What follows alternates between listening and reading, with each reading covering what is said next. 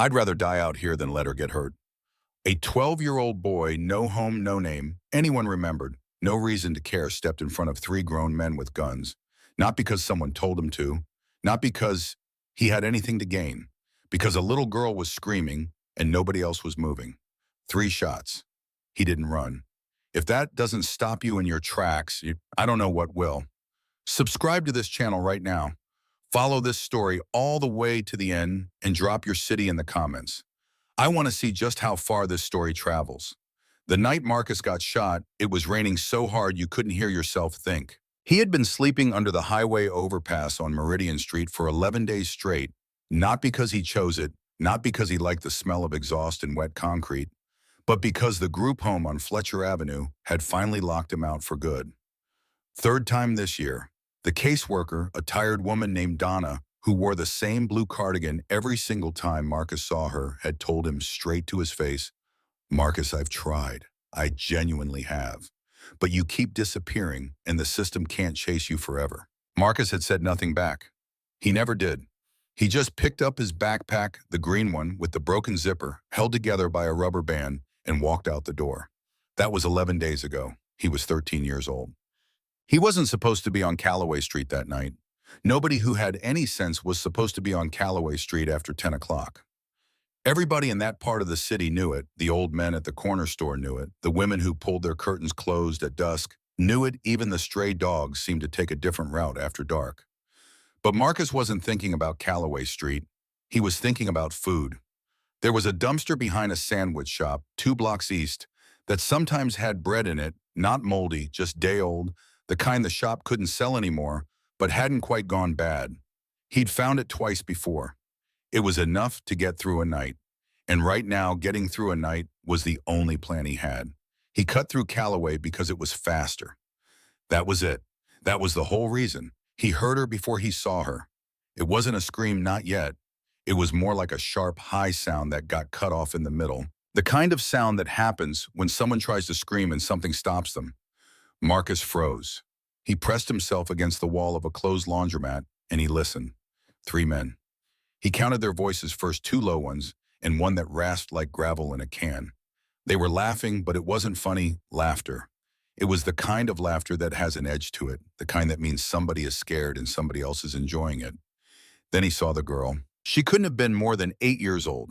She was backed up against a chain-link fence at the end of the alley, her arms wrapped around herself, her face turned away. Like if she didn't look at them, they would stop being real. She had dark hair. She was wearing rain boots, yellow ones with little ducks on them.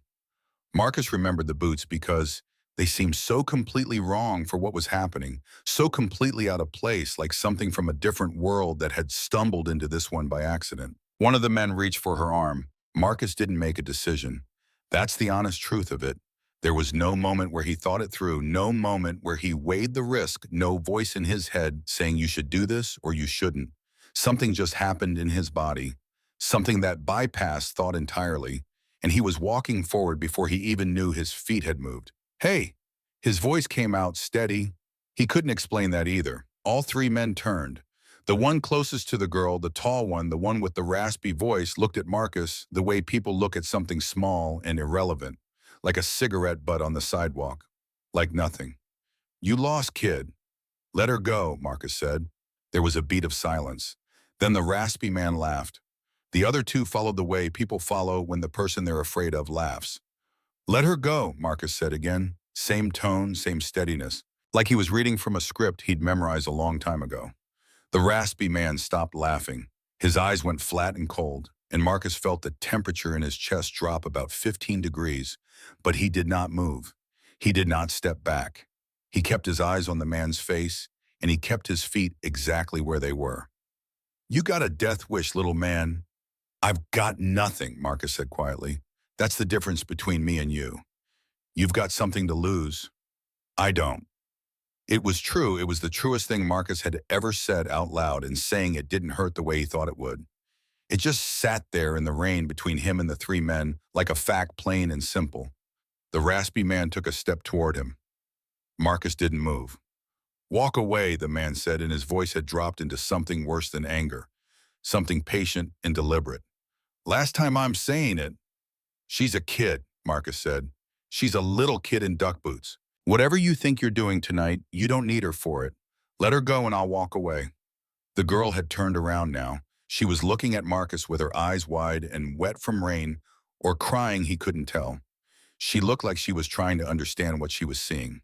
A skinny boy in a soaked jacket who smelled like the street, planting himself between her and three grown men like it was the most natural thing in the world. The raspy man looked back at his friends. Something passed between them, a look, a decision. Then he reached under his jacket. What happened next took about 4 seconds. The girl started screaming, real screaming, this time the kind Marcus had heard before but never gotten used to. The raspy man raised the gun.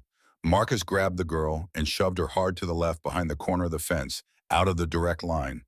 The first shot went through his left shoulder. He felt it as heat more than pain, a white-hot line that started in his shoulder and shot straight through to his spine. He staggered but didn't fall. The second shot hit him in the side. That one put him on his knees. He could hear the girl still screaming somewhere behind him, and he thought, keep screaming. Keep screaming, and someone will hear you. He had just enough of himself left to think that clearly. The third shot, and this was the one that should have ended it, went wide, because something had changed. There was a sound from the other end of the alley, a sound like thunder that wasn't thunder, a roar of engines that bounced off the walls and filled the whole space until it was impossible to hear anything else. And suddenly there were headlights blinding white flooding the alley from end to end, and the three men with guns were no longer the biggest thing in the space. They were in fact running. Marcus didn't see any of that. By the time the motorcycles came around the corner, Marcus was already face down on the wet asphalt, bleeding from 2 places, thinking about the sandwich shop and the bread he was never going to get to eat. His last conscious thought was stupid and small and human. I hope she got away. Then everything went dark. The man who reached him first was 6'3", built like something that had been welded together rather than born, with the beard that had gone gray at the edges and a leather vest that had seen 30 years of hard road. His name, the name the world knew him by anyway, was Reaper. He had ridden through that alley because it was a shortcut back to the clubhouse. He had heard the shots because he'd spent enough of his life around gunfire to recognize the sound through rain and engine noise. He had come around that corner fully expecting to find something bad. He had not expected to find a child. "Oh God," said the man behind him, a younger biker named Danny, who had barely kept his lunch down the first time he'd seen a bar fight. "Oh God, Reaper, he's just a kid." "I can see that." Reaper was already on his knees in the wet, his hands pressing down on Marcus's side, his voice gone flat and focused the way it went when the situation required the emotion to be somewhere else, dealt with later. "Call 911. Do it now. Don't think about it. Just call." Danny called. Reaper looked at the boy underneath his hands. The face was thin, too thin, the kind of thin that comes from months of not enough, not from any single bad day. The jacket was 3 sizes too big. There was a rubber band around the strap of the backpack still on the boy's back, and something about that rubber band, some tiny, stubborn act of taking care, hit Reaper in the chest so hard he had to breathe through it. "Hey," he said low and even, like talking to something that might startle. "Hey kid, stay with me. You hear me? Stay with me." Marcus did not respond. "He saved her," said a voice from behind the fence. Reaper looked up. The little girl in the yellow duck boots was standing 10 feet away, her arms still wrapped around herself, her face wet and pale. She was looking at Marcus the way Marcus had looked at the raspy man, steady and deliberate and completely without fear, now that the fear was done with her. "He pushed me out of the way," she said. "He didn't even know me. He just pushed me out of the way." Reaper looked back down at the boy. He was quiet for a long moment. Then, "What's your name, sweetheart?" "Lily," she said. "My name is Lily." "Okay, Lily, your dad is your dad somewhere nearby. He was supposed to meet me at the corner. I took the shortcut." "Okay." Reaper nodded slowly. "Okay, we're going to find your dad, but first I need you to do something for me. I need you to come over here and talk to this boy. Can you do that?" Lily looked at Marcus for a moment. Then she walked over and crouched down in the rain right next to Reaper's knee, like she belonged there. "Hey," she said softly. "Hey you, can you hear me?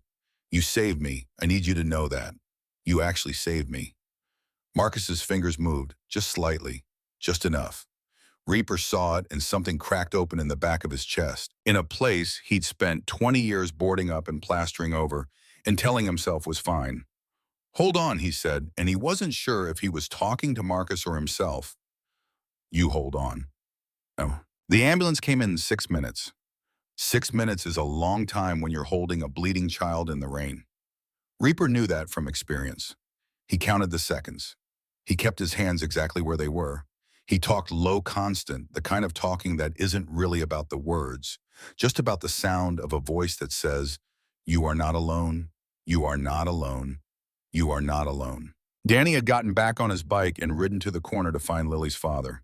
The man, thick-shouldered, wearing a work jacket with a name patch that said, Joe came around the corner at a dead run, saw Lily standing whole and unhurt in the rain, and made a sound that wasn't a word at all, just a pure outpouring of relief that seemed to come from somewhere beneath language.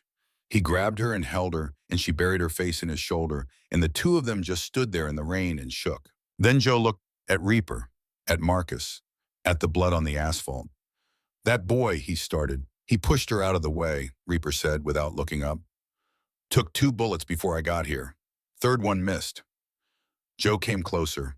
He looked down at Marcus's face, at the closed eyes and the slack jaw and the terrible stillness of someone who had used up everything they had. Who is he? I don't know, Reaper said. Where's his family? Reaper didn't answer. He didn't have an answer.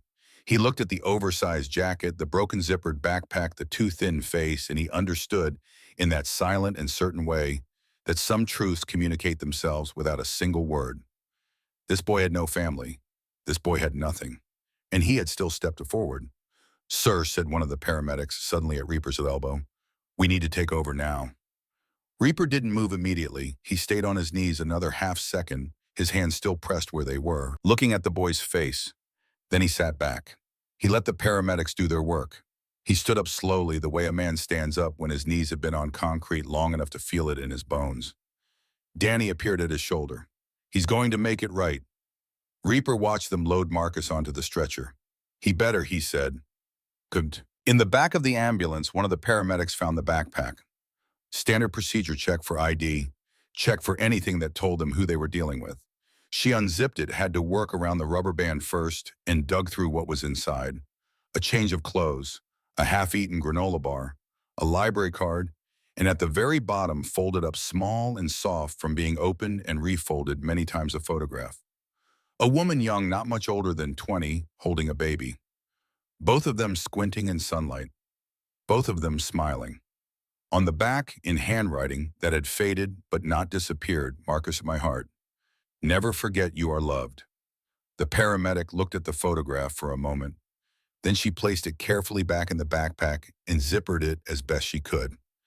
Do we have a last name? Her partner asked from the front. Just Marcus, she said. That's all we've got. At the hospital, they took him straight into surgery.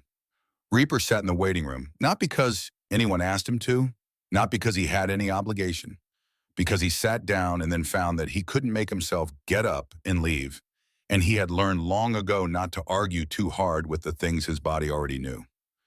Joe came 40 minutes later, Lily asleep against his chest, her head on his shoulder, the yellow duck boots dangling. He found Reaper in the waiting room and sat down next to him without a word. For a while, neither of them spoke. Then Joe said, You know what she told me on the way here? She said he told the man he had nothing to lose. Said it like it was a fact. Like a kid that age has already made his peace with having nothing. Reaper stared at the floor. She asked me if we could keep him, Joe added quietly, like he was a stray she found. She's not wrong, Reaper said. Joe looked at him. You know anything about kids? No. Me either. Lily's mother walked out when she was 2. I've been figuring it out since. Reaper nodded, didn't say anything. But I know what I owe, Joe said, and I know what a debt looks like. That boy in there, he glanced toward the hallway where they'd taken Marcus.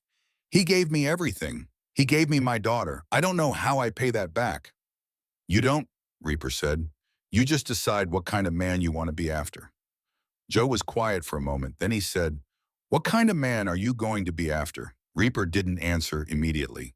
He turned the question over slowly, the way you turn something heavy when you're not sure yet what side it lands on. He thought about the boy's face in the rain, the rubber band on the backpack, the photograph, Marcus, my heart, never forget you are loved. He thought about a version of himself he hadn't visited in a very long time, a version that was 17 years old and sleeping on a warehouse floor in Detroit because there was nowhere else to go, and thinking with a clarity that felt like cold water, nobody is coming for me. I am completely alone in this world. He had been wrong eventually. Someone had come. Not a social worker, not a caseworker in a blue cardigan, a man named Gerald who ran a motorcycle shop and had no business taking in a 17-year-old disaster, and who did it anyway. Just because. Gerald had been dead for 8 years. Reaper still talked to him sometimes in that internal way people talk to the dead. He heard himself right now saying, I see it, Gerald. I see it. Same kind of man I always wanted someone to be for me, Reaper said finally. Joe nodded slowly, like that answer made more sense than anything. Down the hallway behind the doors they couldn't see through, a boy who had nobody was fighting to stay alive. And in a waiting room that smelled like antiseptic and bad coffee, two men who had never met before tonight sat side by side and waited. Because waiting right now was the one thing they could do. And neither of them was going anywhere. The surgery took 4 hours and 17 minutes. Reaper knew because he counted. Not on his phone, not on the clock on the wall in his chest, the way you count things when the counting is the only thing keeping you from coming apart at the seams. He had done it before in other waiting rooms for other reasons, and the method had never failed him. You count, you breathe, you don't let yourself think past the next number. Joe had fallen asleep around hour 2. Lily still on his chest, her mouth slightly open, her yellow boots making small, squeaking sounds every time she shifted. Reaper had watched them sleep and felt something he hadn't felt in a long time, something he couldn't name cleanly, but that had to do with the particular ache of witnessing a thing you never had. Danny had gone home. Reaper had told him to. There was no reason for both of them to sit here in plastic chairs under fluorescent lights, and Danny had a wife who was probably already worried. Reaper had neither. The surgeon came out at 2:47 in the morning. She was a small woman, maybe 50, with reading glasses pushed up on her forehead and the particular exhaustion of someone who had been pouring everything they had into a very small body for a very long time. She looked at Reaper, wished he was the only one awake, and said without preamble, he's out, he's stable. The second bullet was the problem. It nicked a rib and came close to the lung. Close, but not through. He's going to need time, but he's going to be okay. Reaper exhaled. He hadn't realized until that moment that he'd been holding the air in his body like it was something he'd borrowed and couldn't spend. Can I see him? The surgeon looked at him carefully. Are you family? There was a pause, a long one. The kind of pause that has weight and texture and history in it. Yes, Reaper said. And he said it the way you say something when you're not entirely sure it's true yet, but you're deciding right now that it's going to be. The surgeon studied him for another moment. She had seen enough of everything in this job to read a situation quickly, and whatever she read in Reaper's face satisfied something in her. Room 14, 5 minutes. Thank you, he said. He said it to her back because she was already walking. Joe woke up when Reaper stood.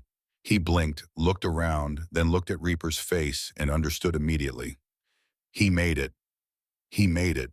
Joe closed his eyes and pressed his lips to the top of Lily's sleeping head and stayed like that for a moment. When he looked up again, his eyes were red but dry. Go, he said. Go see him. I'll be here. Reaper went. Room 14 was small and quiet and smelled like antiseptic and the particular artificial warmth of hospital air. Marcus was in the bed, smaller somehow than he'd been in the alley, smaller and younger, and so still that Reaper's heart seized for a second before he picked up the rise and fall of the chest. Tubes, monitors, the green line on the screen moving in its steady, faithful rhythm. Reaper sat down in the chair beside the bed. He looked at the boy's face for a long time. Up close under the light, you could see things you couldn't see in the rain. In the dark, the faint shadows under the eyes that came from chronic exhaustion, not a single bad night. The way the cheekbones sat too close to the surface. The small white scar on the chin that was old enough to have healed smooth, the kind of scar a kid gets from a fall nobody kissed better. He thought about what the paramedic had told the nurse at the desk, no last name, no family ward of the state homeless. He had stood close enough to hear all of it. He had watched those words land in the administrative system, the way rocks land in water, quick, cold, already sinking. Ward of the state. As if that explained anything. As if that was a thing that could stand in for a person. He reached out and very carefully, very lightly, put his hand over Marcus's. He didn't squeeze. He just put his hand there so that if some part of the boy could still receive information from the world, that part would know you are not alone right now. Someone is here. You did something tonight, Reaper said quietly. In case nobody tells you. In case you wake up and don't know if it mattered. It mattered. That little girl is home safe because of you. And I need you to know that wherever you are right now. The monitor beeped. The green line moved. Marcus did not respond, but his fingers almost imperceptibly curled. Reaper sat with him until the nurse came and told him visiting hours were over. He didn't argue. He stood up, looked at the boy one more time, and made the kind of quiet internal decision that doesn't announce itself, the kind that just settles into the bones and stays there. Then he walked back down the hall.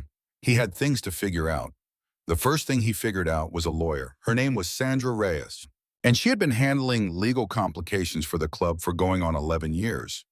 Not the kind of complications most people assumed when they heard motorcycle club, lawyer, but the real grinding procedural kind permits property disputes, the occasional run-in with a city ordinance. She was sharp, practical, and had exactly zero patience for anyone who wasted her time.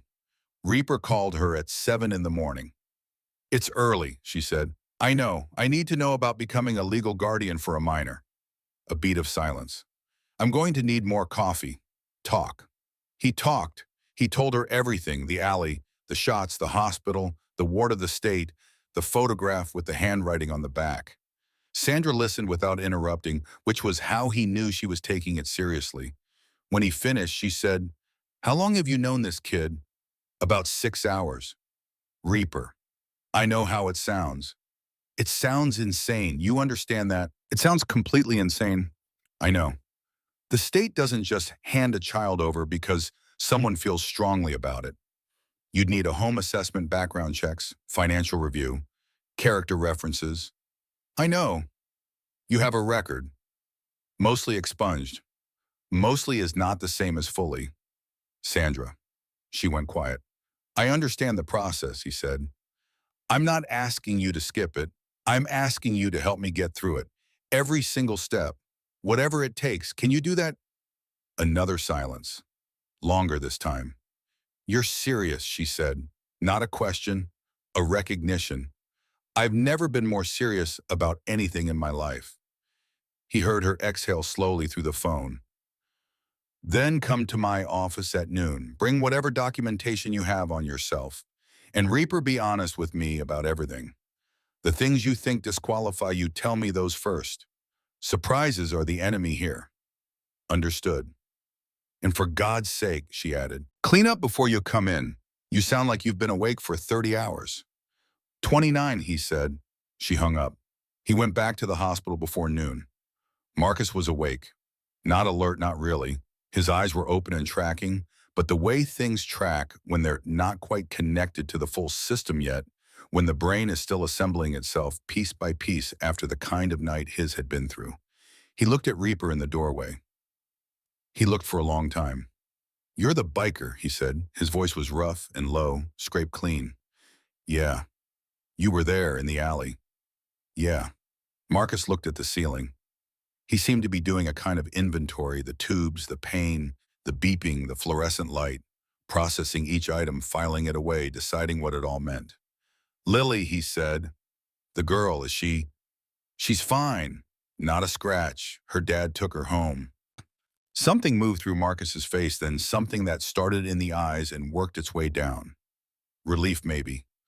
Or the particular exhaustion that comes when you have been holding a thing for so long and you finally get to set it down. Goodbye, he said. Just that. Good. Reaper came in and sat down. How are you feeling? Marcus considered the question with a seriousness that seemed almost adult. Like I got shot twice. That's accurate. Is it bad? Second one was close to your lung. Missed it, though. You're going to need a few weeks. Marcus nodded. Processing? And then what? What do you mean, Mary? I mean, after the few weeks, what happens to me? It wasn't quite a question. It was more like a statement with a question mark at the end of it, the kind of question from someone who already knows the shape of the answer and is just waiting to have it confirmed. Someone who had heard this kind of conversation before and knew how it ended. Reaper leaned forward in the chair. That's actually something I wanted to talk to you about. Marcus looked at him. And here was the thing about Marcus's eyes, even at 13, even medicated and exhausted and horizontal in a hospital bed, there was something in them that was hard to look away from. An intelligence that had been sharpened by circumstance, the way knives get sharpened by use. He wasn't naive. He wasn't soft. He had been around enough to know when someone was setting him up for a disappointment. And the way he was looking at Reaper right now said, "Go ahead. Tell me. I can take it." "I want to apply for guardianship," Reaper said. "Legal guardianship. I've already called a lawyer." Marcus stared at him. "I know we don't know each other," Reaper continued. "I know you have no reason to trust me. I know this probably sounds like something people say and then don't follow through on. I know all of that. I'm not asking you to believe it right now. I'm just telling you what I'm going to do, so you know." The silence that followed was heavy and complicated. Marcus's jaw worked slightly. His eyes hadn't moved from Reaper's face. "Why?" he said finally. "Because you stepped in front of a gun for a little girl you never met," Reaper said. "And you did it with nothing, no backup, no plan, no reason except that it was right. And I know what that is. I know what kind of person does that. And I'm not walking away from that person." Marcus looked away. He looked at the wall. His throat moved. "People say things," he said quietly, "in hospitals especially. They feel bad and they say things, and then the feeling goes away. I know. It happens to me every time, every single time. I know that too. So why should this be different?" Reaper was quiet for a moment. He didn't rush his answer. He thought about Sandra, about the lawyer's office at noon, about the background checks and the home assessments and the word mostly sitting between him and expunged. He thought about Gerald and the warehouse floor in Detroit and the man who showed up anyway. "Because I'm not asking you to feel anything right now," he said. "I'm not asking for trust. I'm not asking for anything. I'm just telling you I'm going to show up. Every day that you're in this hospital, I'm going to show up. And when you get out, I'm going to have a place ready, and we'll take the rest of it one day at a time. You don't owe me belief. You just have to let me try." Marcus was still looking at the wall, but his jaw had stopped working. His hands on the blanket had gone still. "You don't know me," he said. "No," Reaper agreed, "but I want to." A nurse came in to check the monitors and broke the silence, efficiently announcing, blood pressure numbers and asking Marcus if he was in pain and could he rate it 1 to 10. Marcus said 4, which Reaper suspected was a lie because Marcus did not seem like the kind of person who admitted the full number. After she left, Marcus said without looking at Reaper, "What's your real name?" "James," Reaper said. "James Calloway." Marcus turned his head back and looked at him. Something shifted just a degree, just enough to notice.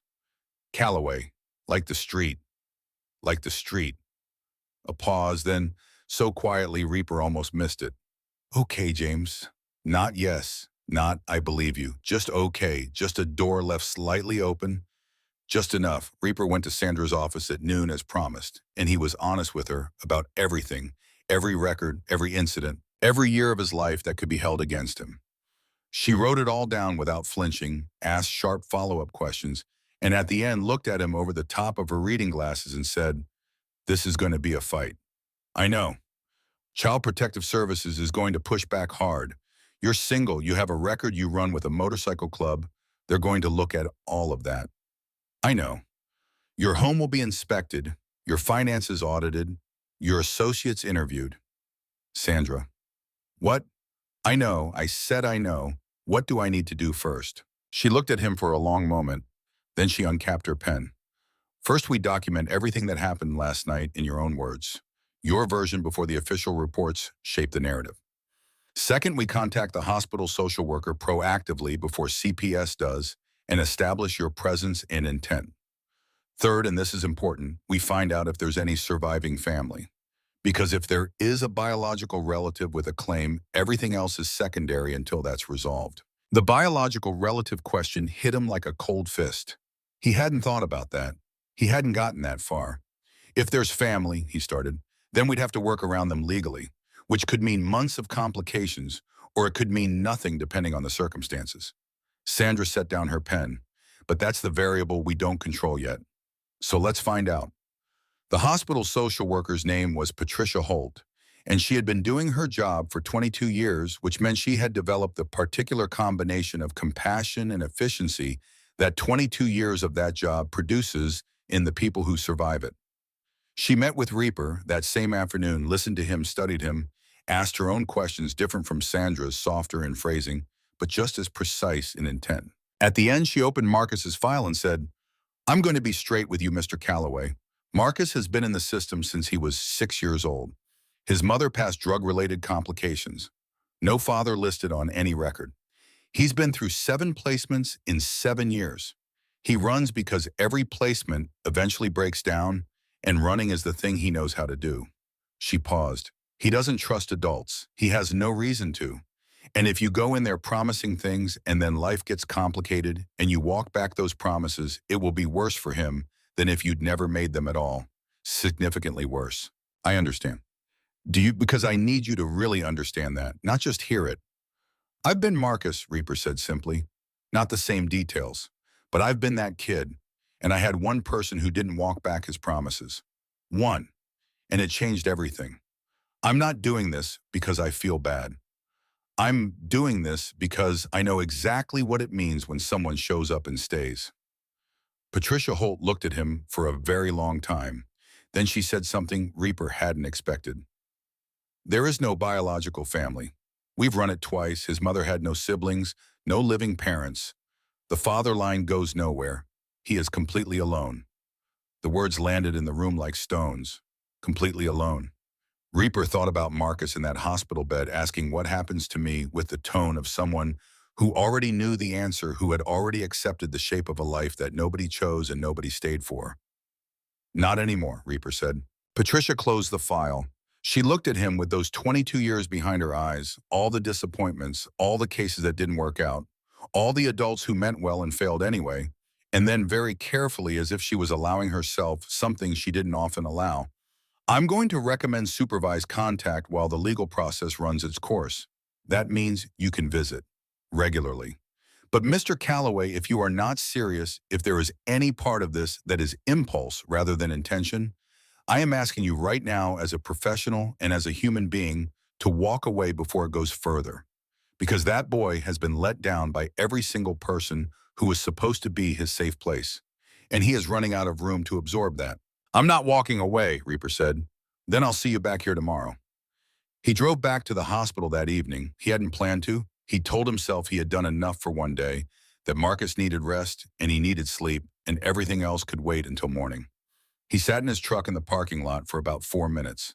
Then he got out and went inside.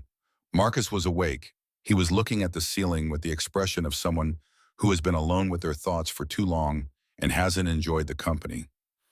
He looked over when Reaper came in. Something in his face moved, not much, barely enough to catch, but it moved. "You came back," he said. "I said I would." Marcus looked at the ceiling again. "People say things," he said, but this time it was quieter. Less like armor, more like a habit he was noticing himself wearing. "I know," Reaper said and sat down. "How's the pain?" "4," Marcus said. "Liar." Marcus turned his head. And Reaper would think about this moment many times in the years that followed. Turn it over the way you turn a coin that's become lucky. Marcus almost smiled. Not quite. Just the corner of his mouth, just for a second. Just the ghost of it. But it was there. And it was something. Reaper showed up the next day, and the day after that, and the day after that. He came in the mornings before Sandra's office opened, and in the evenings after he closed up the shop, the motorcycle repair business on Route 9 that most people in the club didn't know he actually ran at a profit, because the image of a biker who did his taxes responsibly didn't fit anyone's idea of intimidating. He brought things.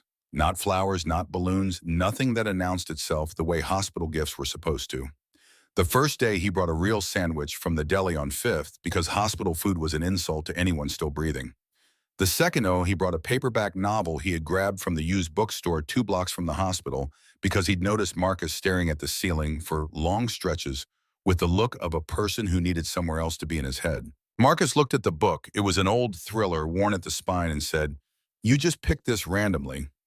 I asked the woman at the counter, told her it was for a 13-year-old boy who was probably smarter than most adults. She didn't hesitate. Marcus looked at the cover. Then he set it on his chest face up, which meant he was going to read it. Reaper had learned already that this was how Marcus communicated things he wasn't ready to say out loud, through small physical acts, through the placement of objects, through the angle of his body in the bed. "You fixed bikes?" Marcus asked. "Since I was 16.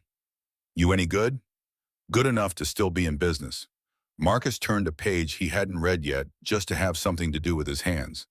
"My caseworker used to say I was good with engines. From when I was at the Briggs placement, they had a lawnmower I used to take apart and put back together. She put it in my file like it was something." He paused. Like having a skill made you more adaptable. The bitterness in that last sentence was quiet and precise, the kind that had been refined by repetition. Reaper absorbed it without reacting, because reacting was what Marcus expected, and therefore exactly the wrong thing to do. "Were you good with it?" Marcus's mouth moved slightly. "I got it running better than it ran new." Then she wasn't wrong to put it in the file. It didn't matter, though. The Briggs family moved to Oregon 8 months later. He closed the book. "They didn't take me." The room went quiet. Outside in the hallway, a cart rolled by, and someone laughed at something, and the ordinary noise of the world continued, completely indifferent. "I'm not moving to Oregon," Reaper said. Marcus looked at him. "You don't know what you're going to do. Nobody does." "Fair, but I know what I'm doing right now, and right now I'm here." It wasn't a grand statement. It wasn't meant to be. It was just a fact, placed between them on the blanket like the sandwich in the book, solid present available to be picked up or left alone. Marcus picked it up. You could see him do it the way you see someone decide something in their face before their mouth catches up. He opened the book to page 1. "Okay," he said quietly for the second time.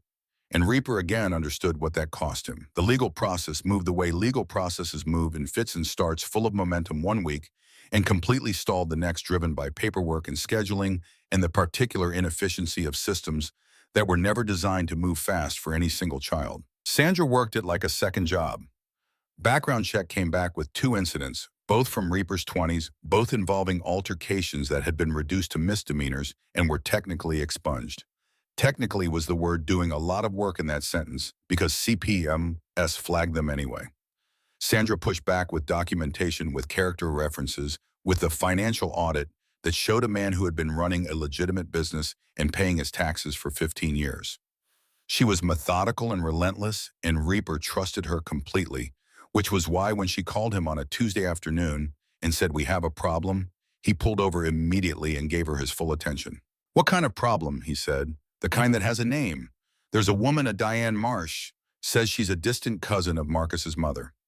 Second cousin once removed, which is barely a legal relationship, but it's something. She's filed an interest claim. The air went out of the truck. Where did she come from?" News travels.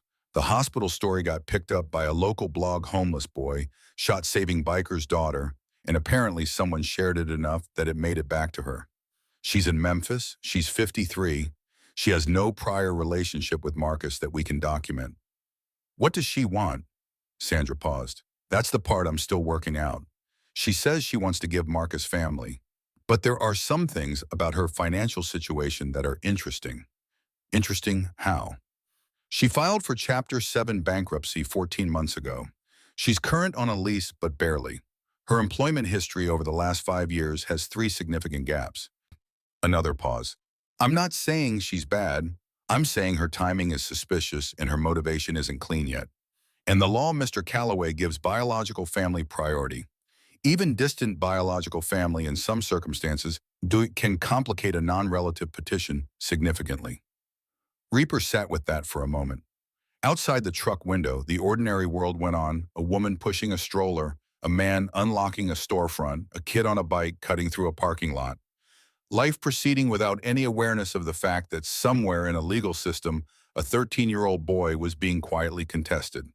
Does Marcus know? Not yet.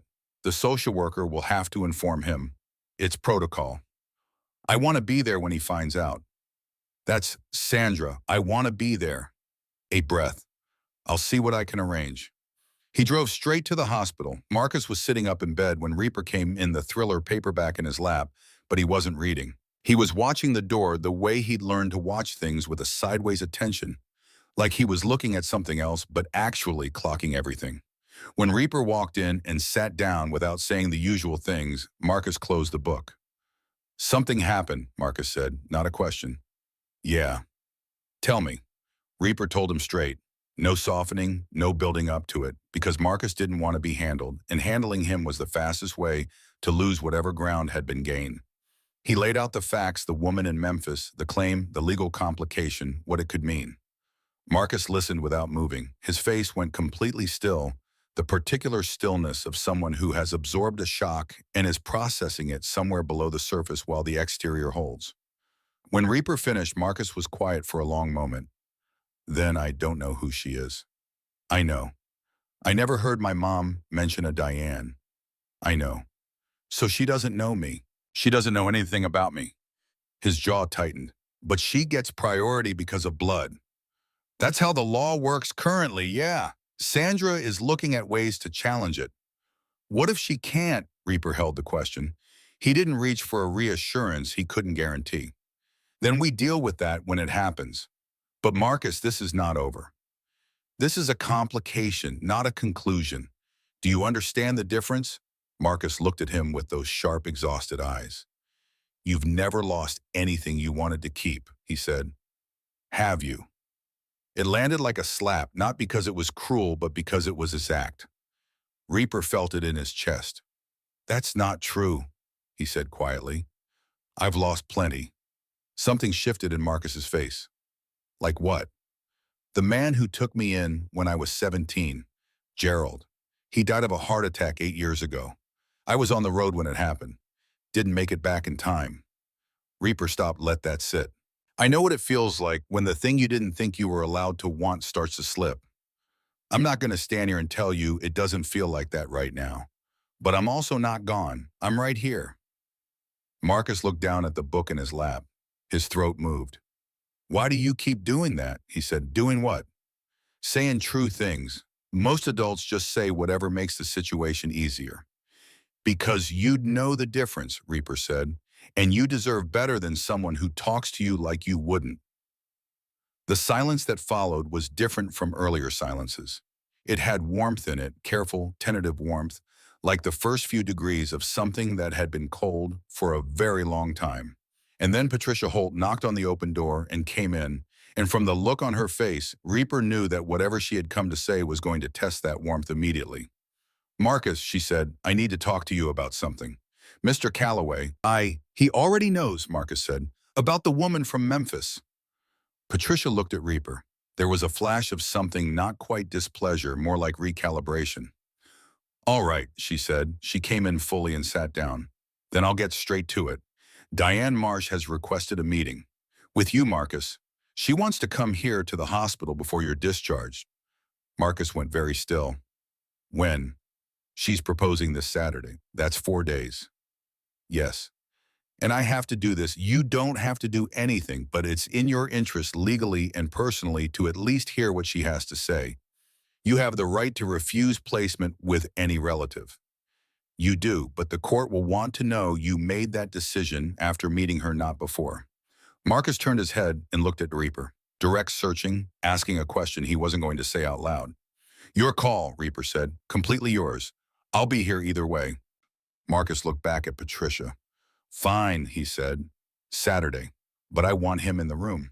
A nod toward Reaper. Patricia considered this. That would be irregular. I don't care what it is. He's the only person I trust right now, and I'm not doing it without him. Patricia looked at Reaper. Reaper said nothing. He was not going to advocate for his own presence in front of Marcus, because that was not the kind of man he was trying to be here. Whatever Patricia decided, he would work with. Patricia said, I'll make a note that you requested his presence for emotional support. That gives it a formal framework. Thank you, Marcus said. She left. The room settled back into itself. Marcus opened the book again, but he was still, and Reaper could see his eyes weren't moving across the page. She's going to be nice, Marcus said eventually. Diane, she'll come in here and she'll be nice. They're always nice at first. Maybe. And I'm supposed to believe the nice. You're not supposed to believe anything. You're supposed to observe. Marcus glanced up. Observe? Watch what she does, not what she says. Watch how she looks at you versus how she talks about you. Watch whether she asks questions about who you are or just tells you who you could be. Anybody can be nice. Not everybody is paying attention. Marcus held that thought the way he held most things Reaper gave him, quietly, carefully turning it over. Then, did Gerald teach you that? Gerald taught me most things worth knowing. He sounds like he was good. He was the best person I ever knew, Reaper said, and I'll tell you about him sometime if you want. The real stuff, not just the clean version. I want the real stuff. Then you'll get it. Saturday came the way difficult days come too fast, and then all at once the morning moving in a strange compressed way where each hour felt shorter than the last. Reaper arrived at 8. Marcus was already dressed in the clothes Reaper had brought him. Jeans, a clean gray shirt, sneakers that actually fit, and sitting in the chair beside the bed rather than in it, because Marcus had apparently decided that whatever this meeting was going to be, he was going to face it upright. Reaper looked at him and didn't say anything about how he looked, because Marcus would know that was about the meeting and would find it condescending. He just said, "You eat the eggs. The hospital eggs. I was hungry." Fair enough. He sat down across from Marcus. "How are you feeling? And I want the real number." Marcus almost smiled again, that same ghost of it from before. 6, he said. Better than a 4 that's actually an 8. Yeah. They sat together for a while in a companionable quiet that neither of them would have thought possible a week ago. Reaper had brought coffee for himself and a hot chocolate for Marcus, because he'd noticed Marcus eyeing the vending machine cocoa with the look of someone exercising enormous discipline, and it had taken about 30 seconds to fix that. At 10 o'clock, Patricia appeared in the doorway. Behind her was a woman medium height, reddish-brown hair, going gray at the roots, wearing a blazer that was slightly too formal for the occasion in a way that suggested she'd thought hard about what to wear and landed in the wrong place. She had nervous hands. She was holding her purse with both of them. Her eyes went to Marcus immediately. And Reaper, who had promised himself he would observe rather than judge, watched what happened in her face when she saw the boy. There was something genuine there. Something that moved through her quickly, almost like surprise, like she hadn't quite expected him to be real, or hadn't expected him to look the way he looked, or both. It was there, and then it was controlled, organized, put into a social shape. But it had been there. "Marcus," she said, her voice was soft, a little too soft, the way voices get when people are performing gentleness rather than just having it. "I'm Diane, I'm your mama, and my mother were cousins. I know that's a lot removed, but I know what second cousin once removed means," Marcus said. Calm, not rude, just precise. Diane blinked. Of course you do." She looked at Reaper. "And you're James Calloway," Reaper said. "I'm here because Marcus asked me to be." A pause. Something moved through Diane's face, not hostility exactly, but awareness. She understood the geometry of the room. She sat down in the chair that Patricia had pulled forward, and she folded her hands in her lap and she looked at Marcus. "I saw the story online," and she said, "what you did, that little girl." She stopped. "Your mama would have been so proud." Marcus's expression didn't change, but his hands on his knees pressed down slightly. "You knew my mom. When we were young, before things got complicated for her?" Diane's voice caught on something. "She was funny. Did you know that?" She had this laugh that you could hear it from the other room. She used to do impressions of people, had our whole family. She stopped herself. "I'm sorry, you probably want to know things, real things." "Why now?" Marcus said. Diane looked at him. "What? Why now? You knew it existed. I've been in the system for 7 years. Why now?" The question sat in the room like a fire someone had just lit. Patricia was very still. Reaper was watching Diane the way he'd told Marcus to watch, not at her words but underneath them. Diane's hands moved on her lap. I didn't know the details of what happened to your mother until very recently. We lost touch, Marcus. Life pulled us different ways and I didn't. She stopped again. I know that's not good enough. It's not a question of good enough, Marcus said. It's a question of true. Sorry, Diane looked at him for a long moment, and then to her credit to something real inside her that pushed through the nerves and the blazer and the performance, she said, "You're right, I knew she had a son. I saw something once years ago that told me you were in the system, and I told myself I wasn't in a position to do anything about it. That was a choice I made, and I've been living with it." The room was absolutely silent. Marcus looked at her for what felt like a very long time. Reaper could not read him. Marcus had pulled everything inward, was doing that processing thing behind the face that gave nothing away. Then Marcus said, "What do you want from this?" "I want to give you a home," Diane said. "I want to give you family." "In Memphis?" "Yes." "Away from here?" "Yes." Marcus nodded slowly. He looked at his hands. He looked at the floor.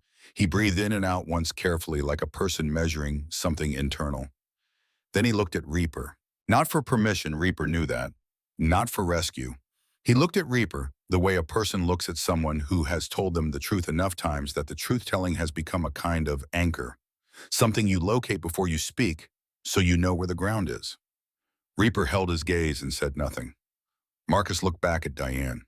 "I hear you," he said, "and I appreciate you being honest just now, I do. But I need you to understand something." He paused, and in that pause, he seemed to grow about 3 years older. Not in a sad way, in an irreversible way, the way a person grows when they finally understand who they are. "I've been moved around my whole life because other people made decisions about me. Placement after placement. Good reasons, every time reasons that made complete sense to the adults involved. And I was never asked. Not once. So I'm asking now. I'm asking to be the one who decides." Diane was very still. "And I'm not going to Memphis," Marcus said. "I'm not going anywhere." The words landed with a weight that was completely disproportionate to their simplicity. Diane's face crumpled for a moment, genuinely not performed, and she pressed her lips together and nodded a small wounded movement. "Okay," she said. Almost identical, Reaper thought, to the way Marcus had said it. That same quality, a door not slammed but closed. Patricia cleared her throat softly. "We can talk about next step." "I know the next steps," Marcus said. "I've been through this before. I know how it works." He looked at Patricia. "I want James to pursue the guardianship. I want it on record that it's my preference. Can you make that happen?" Patricia looked at Marcus for a long moment, 22 years behind her eyes. "I can make that happen." She said. Reaper had to look away for a second. At the window, at nothing, at the middle distance, where you look when something hits you in the chest and you don't want to show it. He heard Marcus say his name, James, and he turned back. "Thank you," Marcus said. Straight at him. No deflection, no armor. Just 2 words said like they cost something. "You don't have to thank me," Reaper said. "I know I don't have to," Marcus said. "That's why I'm doing it." The guardianship hearing was scheduled for a Thursday morning, 6 weeks after Marcus was discharged from the hospital. 6 weeks sounds like a long time. It isn't when you were living inside it.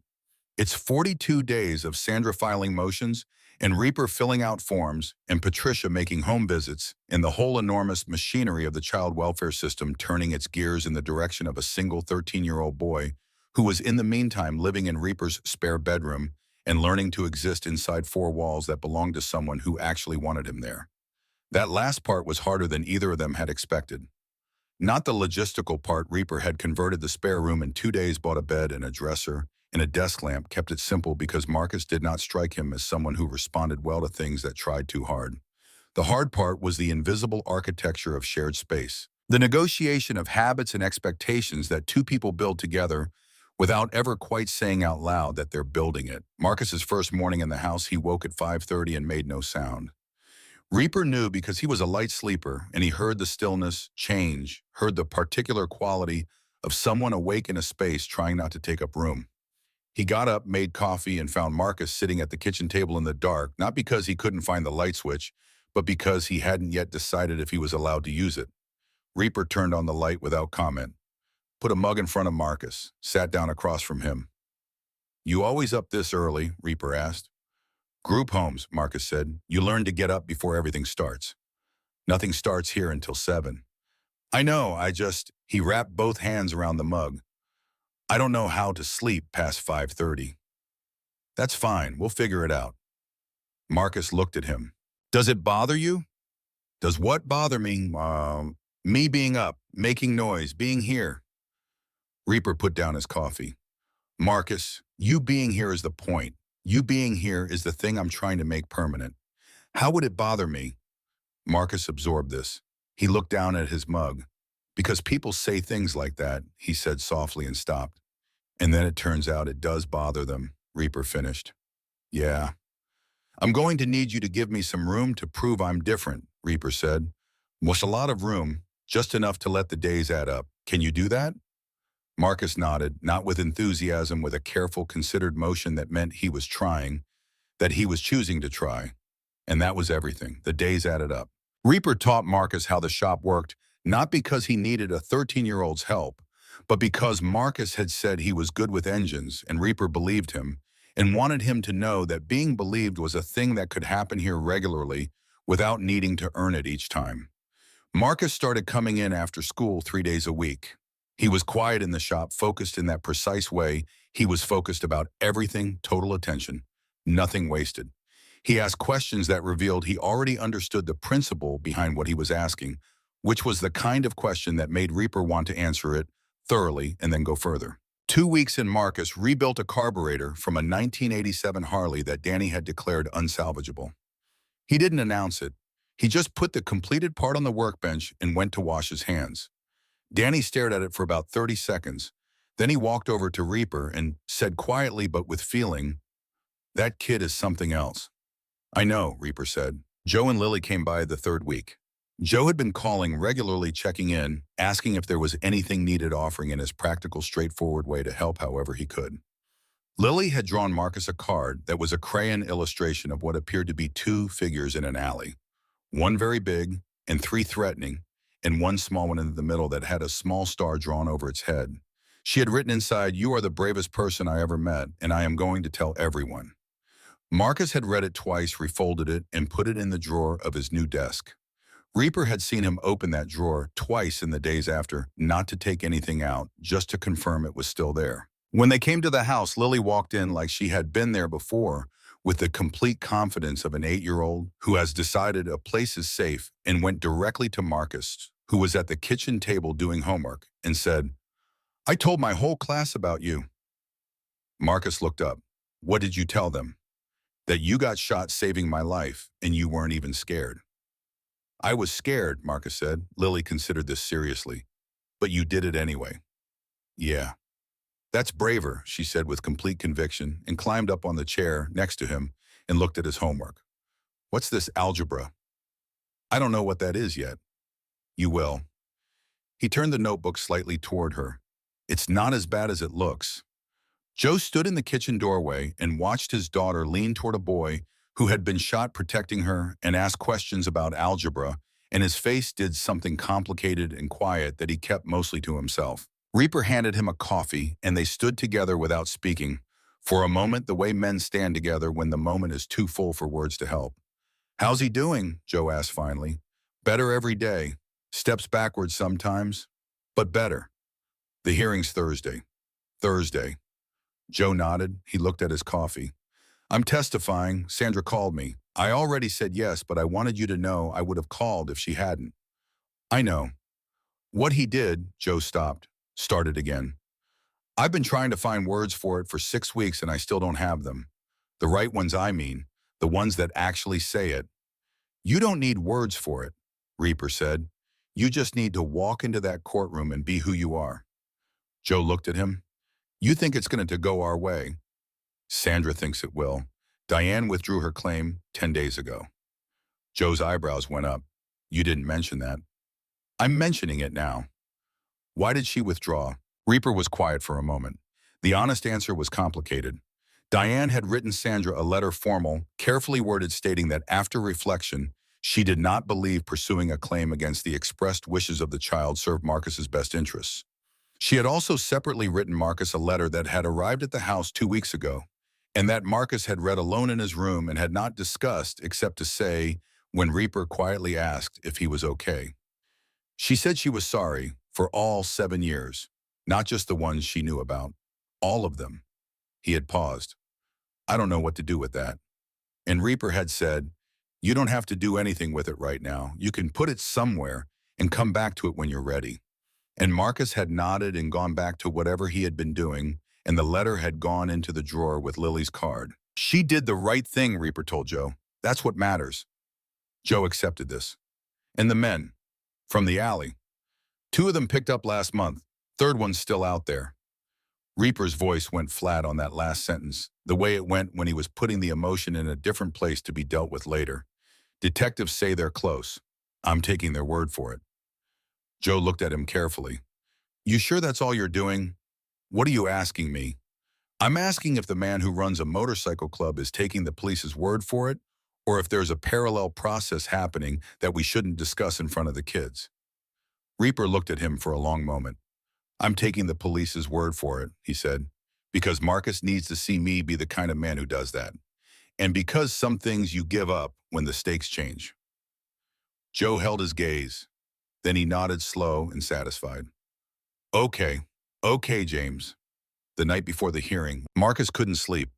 Reaper knew because he heard the stillness change at 2 in the morning, and this time it wasn't 5:30. Early rising stillness, it was awake and afraid stillness, the particular quality of a person lying in the dark running scenarios.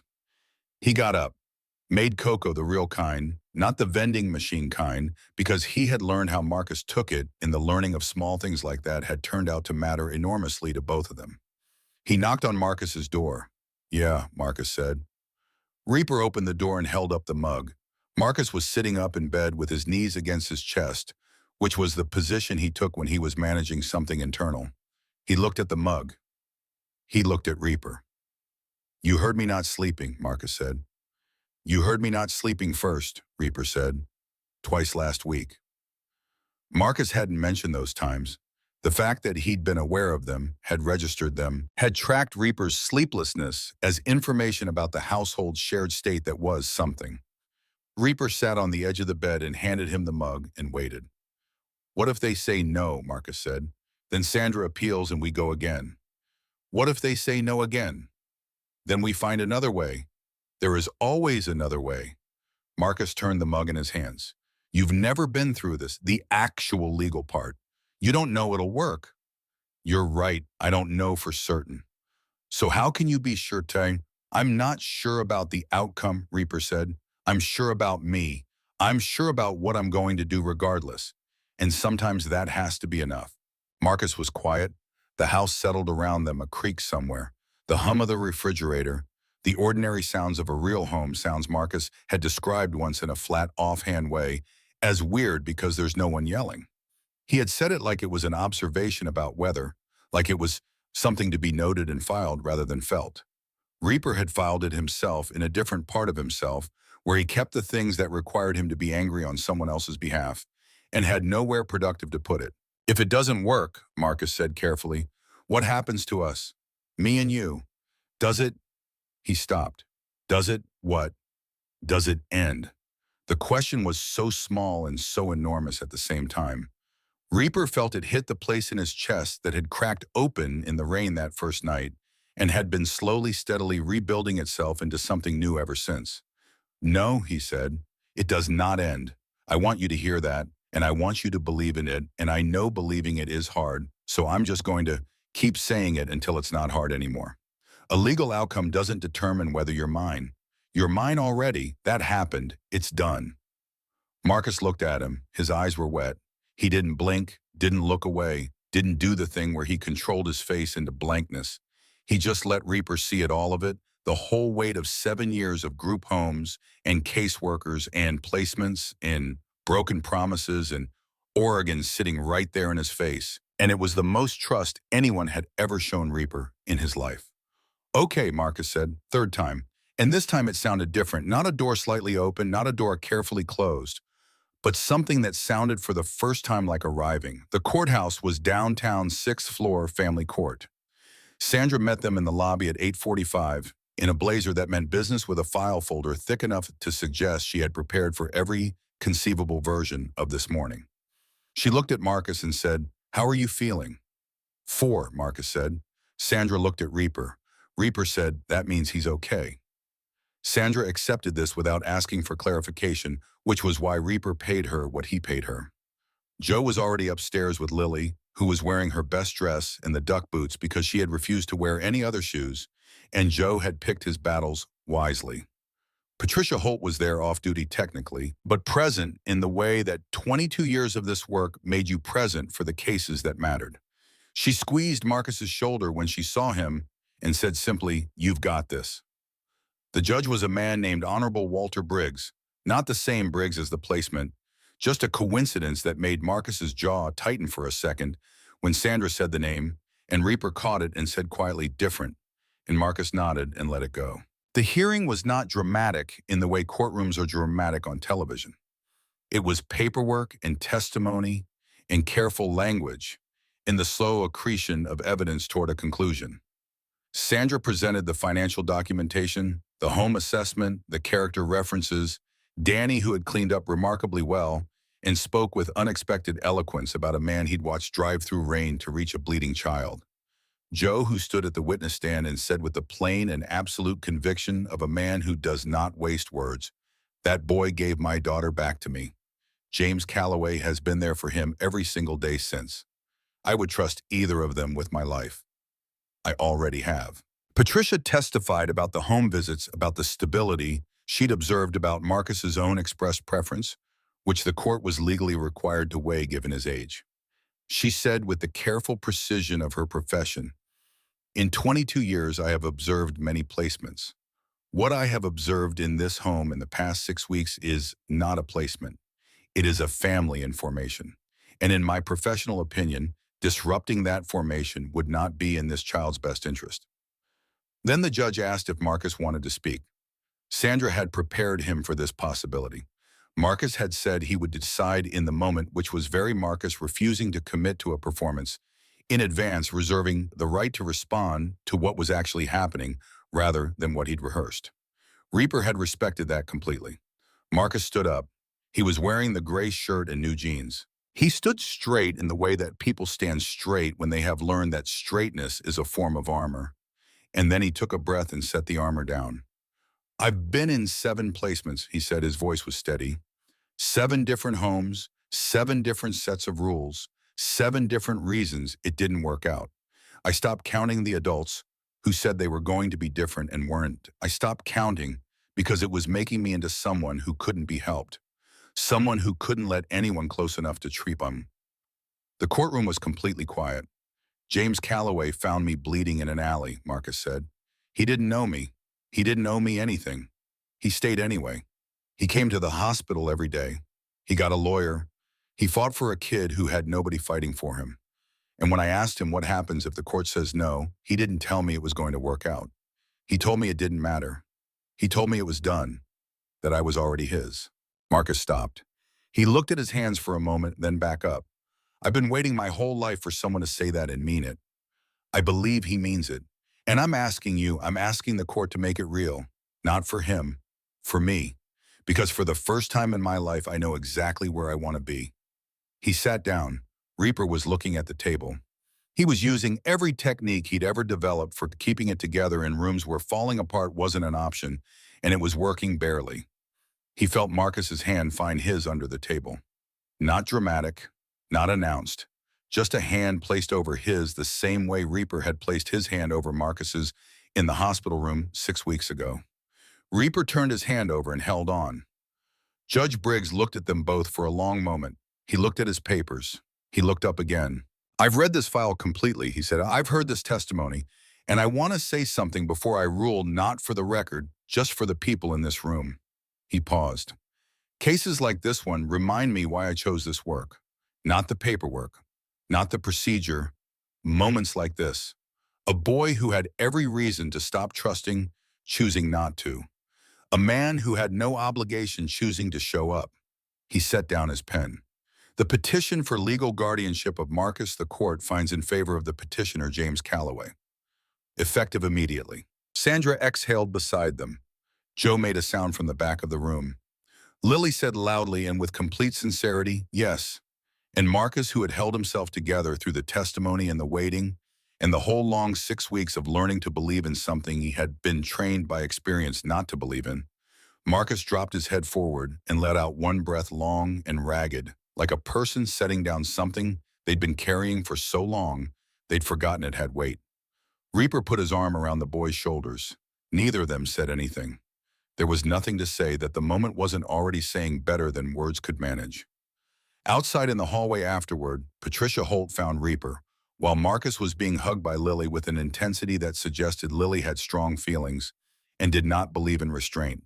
Patricia looked at Reaper with those 22 years behind her eyes, and for the first time since he'd met her, something in her face was completely unguarded. "He's going to be okay," she said. "Yeah," Reaper said. "I mean it. I've seen what not okay looks like in all its variations. What I'm looking at right now." She nodded toward Marcus, who was telling Lily something that made her cover her mouth with both hands and laugh. "That's okay. That's going to be okay."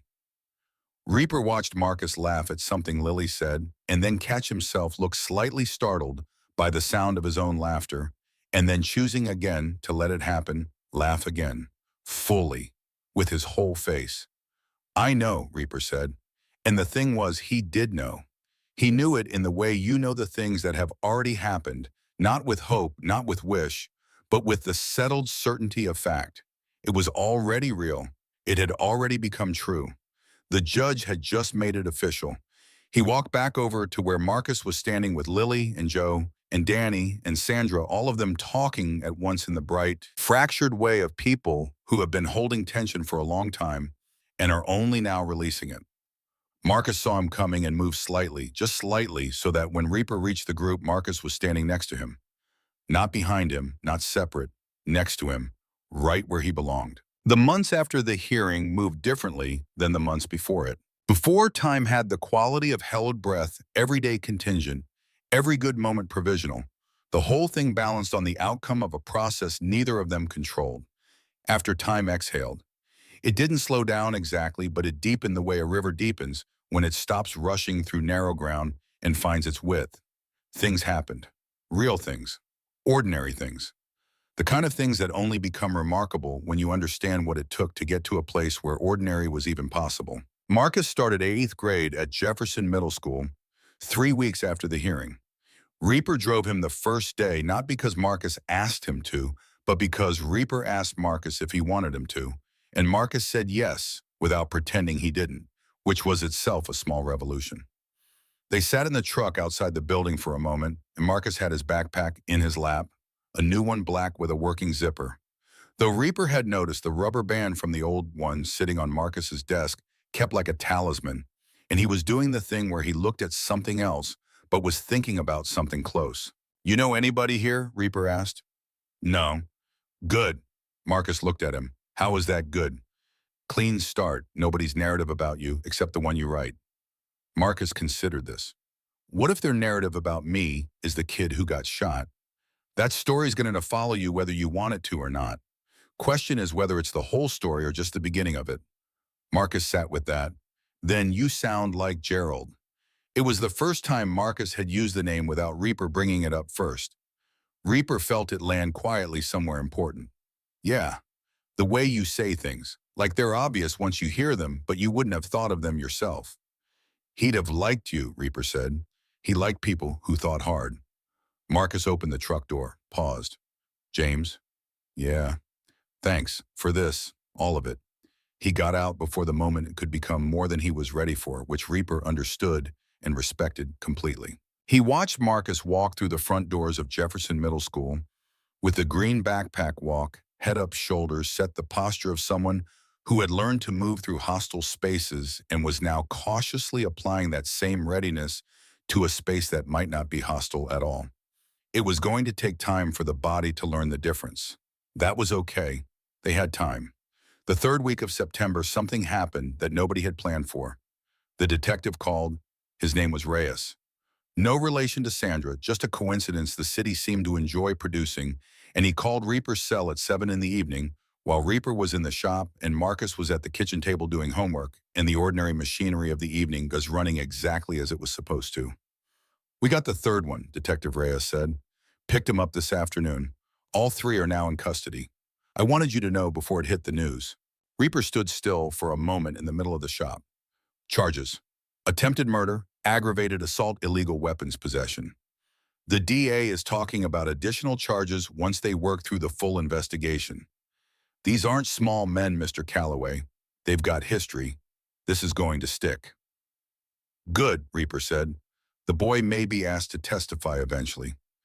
Down the line. I know he's young, but he's a material witness. When the time comes, we'll handle it." "I figured, The detective paused. Something in his voice shifted slightly, became less official. "I read the full incident report about that night. What he did. I've been doing this for 16 years, and I want you to know that kid is something. You're lucky to have him." "I know," Reaper said. "He's lucky too. He just doesn't always believe it yet." "He will," Reyes said. "Give it time." Reaper went back inside and stood in the kitchen doorway. Marcus was at the table, pensionnel, working through something in his notebook with the focused intensity he brought to everything mechanical or mathematical.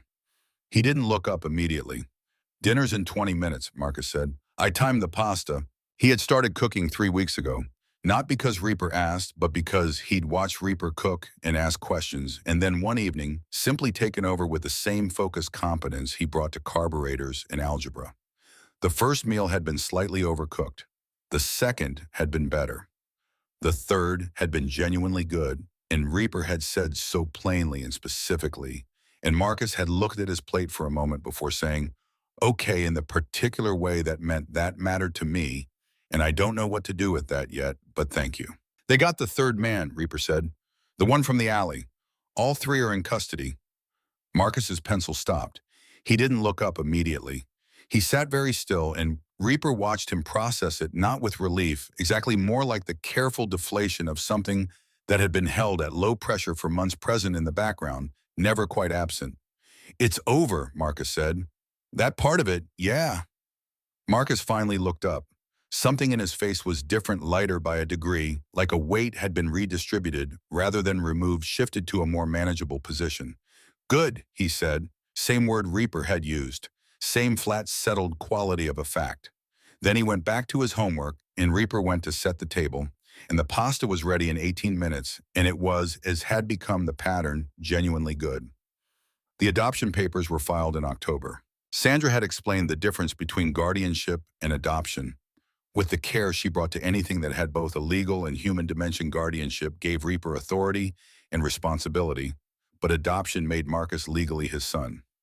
Permanently, irrevocably, in a way that could not be revisited or appealed or reconsidered by any future caseworker or court. "It means no one can ever ask the question again," Sandra had said. "It means it's done all the way down."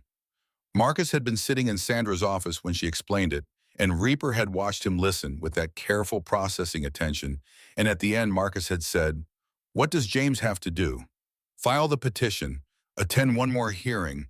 It's less complicated than guardianship because the groundwork is already established." "And me, what do I have to do?" "Consent. The court will ask for your consent given your age." Marcus had looked at Reaper, direct, undefended. The way he looked at him now, more often than not, without the armor, without the waiting for the disappointment. "I consent," he said. "Right now, I consent." Sandra had smiled, a real one, not the professional kind. "That's not quite how the procedure works, but the sentiment is noted." The hearing was in November. It took 40 minutes. The judge, a different one, this time a woman named Honorable Carla Moore, who had reading glasses on a chain, in a manner that was brisk but not unkind, reviewed the documentation, heard the brief testimonies, looked at Marcus, and asked him one question. "Is this what you want?" "Yes," Marcus said. No hesitation, no qualification. Just the word clean and complete. Judge Moore signed the order. Sandra shook Reaper's hand. She looked like she was working hard to maintain her professional composure and succeeding by a narrow margin. In the hallway afterward, Reaper crouched down so he was at Marcus's eye level. Marcus, who was 13 and not small, so it wasn't entirely necessary, but Reaper did it anyway because the moment felt like one that should be met at equal height.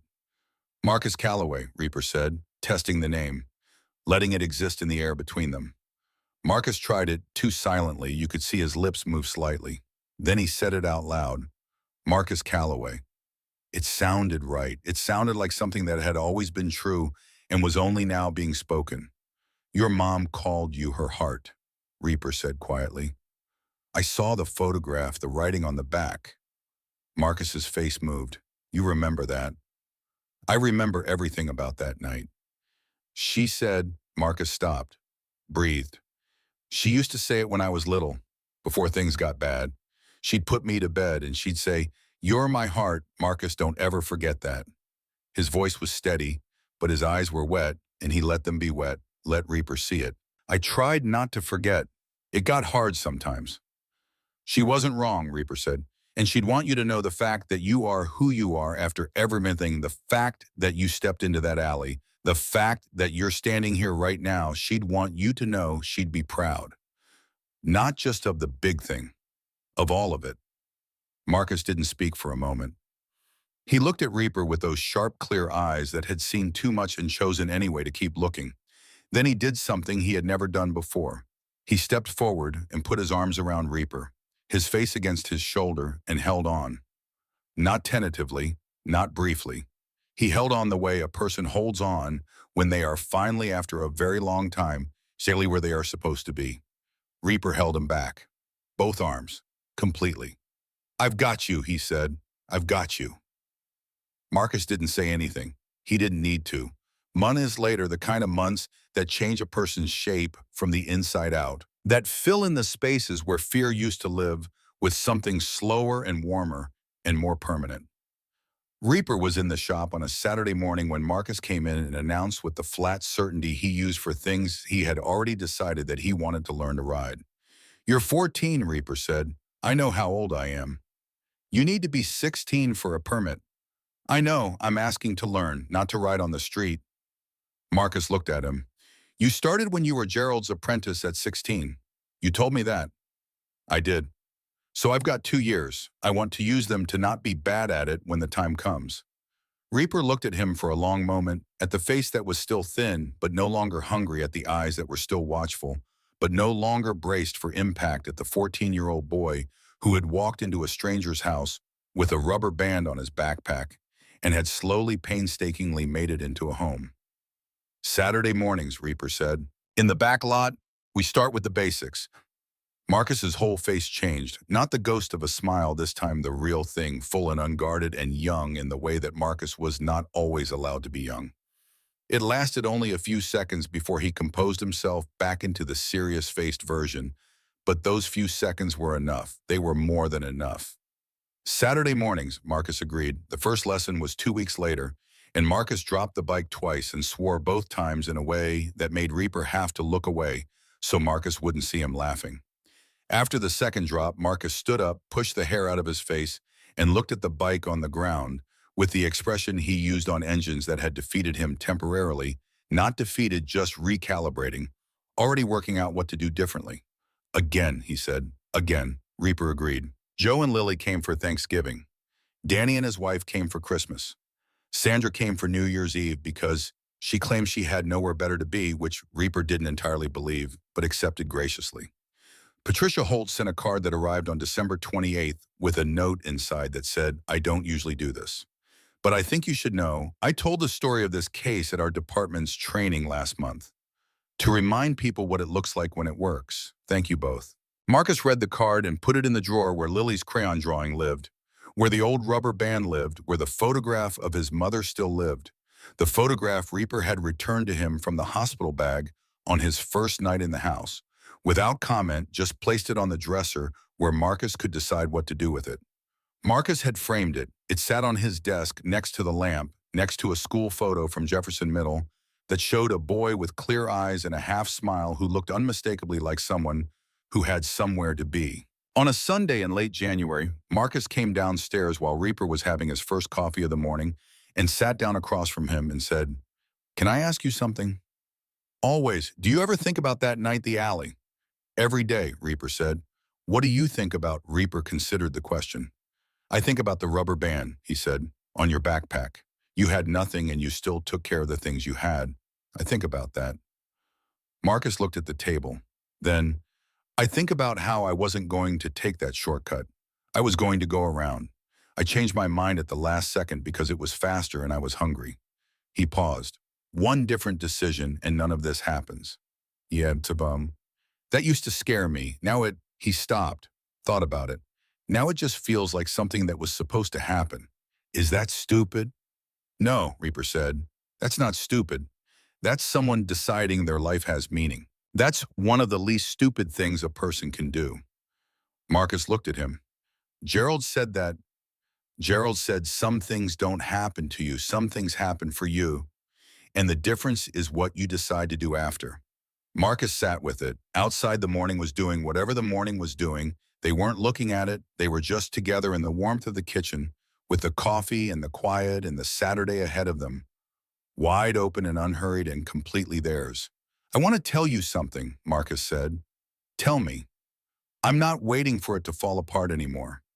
He said it simply without drama, the way you say something when you have been working up to it for a long time and have finally gotten there. I keep catching myself waiting for the thing that ends it the moment it breaks. And I realized last week I hadn't done it in a while. I forgot to be scared. He looked directly at Reaper. That's because of you. I need you to know that. Reaper held his gaze. He didn't deflect, it didn't minimize, it didn't do any of the things that would have let either of them off the hook of the moment. He just received it the way it was meant fully, without flinching.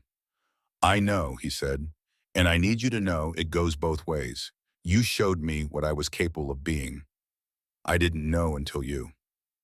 The kitchen was very quiet. Then Marcus picked up his coffee. He'd started drinking it 2 weeks ago.